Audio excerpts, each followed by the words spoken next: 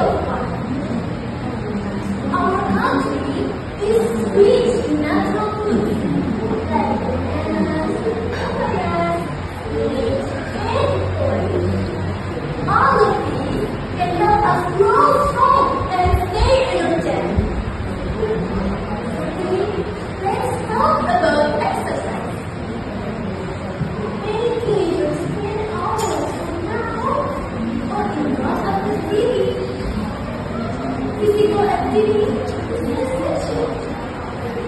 We don't have to go to the gym. Simple things like walking, cycling, playing football, or even dancing can make waves to stay fit.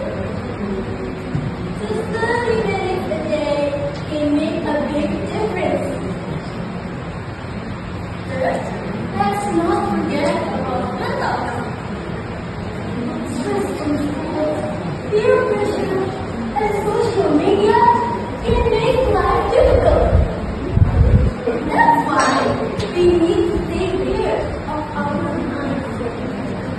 Talk to your friends, take breaks, sleep well, and don't be afraid to ask for help. Mental health is just as important as physical health.